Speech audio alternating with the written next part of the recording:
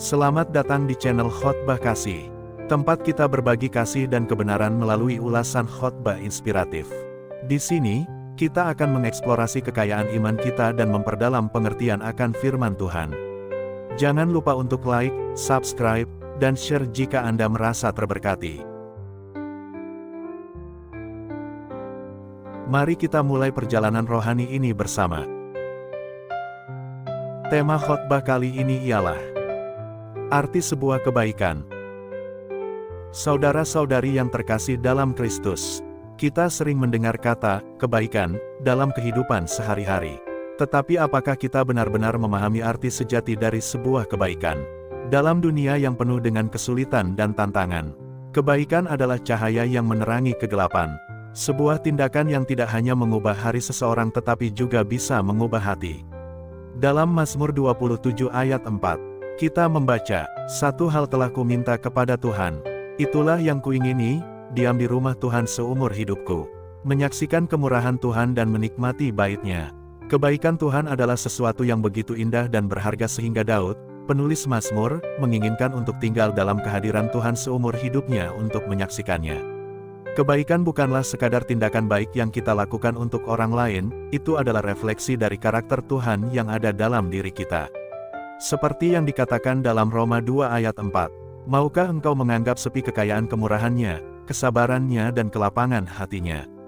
Tidakkah engkau tahu, bahwa maksud kemurahan Allah ialah menuntun engkau kepada pertobatan?" Kebaikan Tuhan adalah undangan bagi kita untuk berubah, untuk berpaling dari dosa dan kembali kepadanya.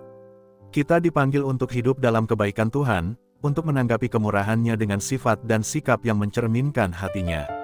Kita harus menjadi pembawa cahaya kebaikan di dunia ini, menunjukkan kasih Kristus melalui tindakan-tindakan kita.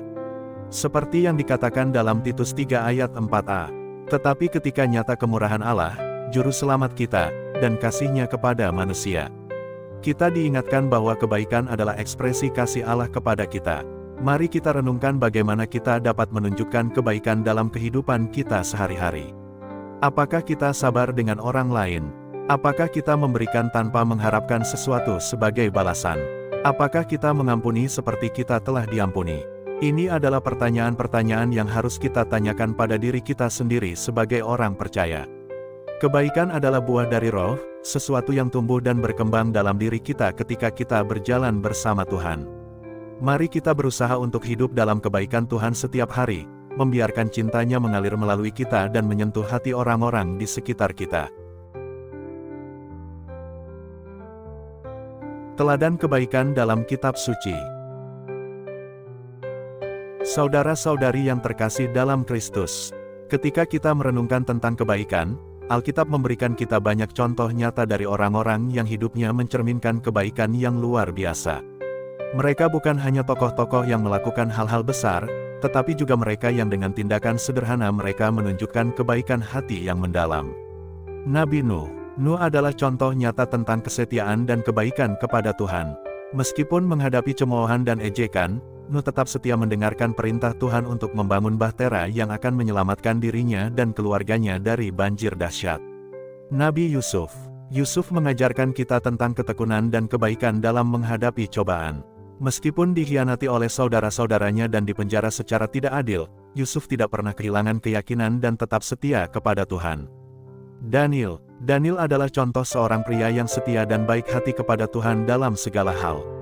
Dia menolak untuk menyembah dewa-dewa buatan manusia dan tetap setia menyembah Tuhannya, meskipun menghadapi ancaman nyawa. Ruth menunjukkan kesetiaan dan kebaikan dalam hubungan dan komitmen kepada Tuhan. Sebagai seorang perempuan Moab yang menikah dengan seorang Israel, Ruth memilih untuk berjalan bersama dengan suaminya dan Tuhannya, meskipun harus menghadapi berbagai kesulitan.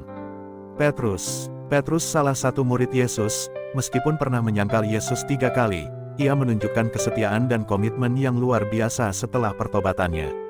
Ia menjadi salah satu pemimpin awal gereja dan menunjukkan kesetiaannya yang tak tergoyahkan dalam memberitakan Injil. Saudara-saudari yang dikasihi, kebaikan yang ditunjukkan oleh tokoh-tokoh ini bukan hanya dalam tindakan besar, tetapi juga dalam kesetiaan dan ketekunan mereka dalam menghadapi tantangan. Mereka mengajarkan kita bahwa kebaikan adalah sikap hati yang terus-menerus mencari kehendak Tuhan dan berusaha untuk mencerminkan kasih-Nya dalam segala situasi. Mari kita ambil inspirasi dari teladan mereka dan berusaha untuk menunjukkan kebaikan dalam tindakan kita sehari-hari. Baik itu melalui kata-kata yang menguatkan, tindakan pelayanan yang rendah hati, atau kesabaran dan pengampunan yang kita berikan kepada orang lain. Dalam setiap tindakan kecil, kita dapat menjadi saksi dari kebaikan Tuhan yang bekerja dalam hidup kita. Menjadi cermin kebaikan dalam tindakan sehari-hari. Saudara-saudari yang dikasihi Tuhan, dalam kehidupan yang seringkali penuh dengan kesibukan dan tantangan, mungkin kita bertanya-tanya, bagaimana kita bisa menjadi cermin kebaikan Kristus dalam tindakan kita sehari-hari? Jawabannya terletak pada pemahaman kita tentang apa itu kebaikan dan bagaimana kita dapat menerapkannya dalam kehidupan kita. Kebaikan adalah salah satu buah roh yang dijelaskan dalam Galatia pasal 5 ayat 22-23. Ini bukan hanya tentang melakukan hal-hal baik, tetapi juga tentang menjadi orang yang baik, mencerminkan karakter Kristus dalam segala hal yang kita lakukan. Mari kita renungkan beberapa cara praktis untuk menunjukkan kebaikan dalam kehidupan kita. Kasih yang tulus. Seperti yang diajarkan oleh Yesus dalam Matius 22 ayat 39. Kasihilah sesamamu manusia seperti dirimu sendiri. Ini berarti memperlakukan orang lain dengan hormat, empati, dan kepedulian yang sama seperti yang kita inginkan untuk diri kita sendiri. Pelayanan yang rendah hati. Dalam Yohanes pasal 13 ayat 14-15, Yesus memberikan contoh pelayanan yang rendah hati dengan mencuci kaki murid-muridnya. Kita juga dipanggil untuk melayani orang lain dengan kerendahan hati, tidak mencari pengakuan, tetapi dengan tujuan untuk mencerminkan kasih Kristus. Kesabaran dan pengampunan. Kolose pasal 3 ayat 12-13 mengingatkan kita untuk memakai belas kasihan, kebaikan, kerendahan hati, kelemah lembutan, dan kesabaran. Kita harus bersabar dengan kekurangan orang lain dan cepat untuk mengampuni, sebagaimana Kristus telah mengampuni kita. Berbagi dengan orang lain. Dalam Ibrani 13 ayat 16, kita diingatkan untuk tidak lupa berbuat baik dan berbagi dengan orang lain. Ini bisa berarti memberikan waktu, sumber daya, atau bahkan sekadar kata-kata yang menguatkan kepada mereka yang membutuhkan. Kata-kata yang membangun. Efesus 4 ayat 29 mengatakan, "Janganlah ada perkataan busuk keluar dari mulutmu, tetapi hanya perkataan yang baik untuk membangun sesuai dengan kebutuhan, supaya memberi anugerah kepada mereka yang mendengarnya."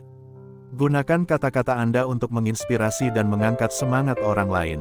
Saudara-saudari yang terkasih, kebaikan bukan hanya tindakan, tetapi juga sikap hati. Ketika kita membiarkan Roh Kudus bekerja dalam diri kita, kebaikan akan mengalir secara alami melalui tindakan kita.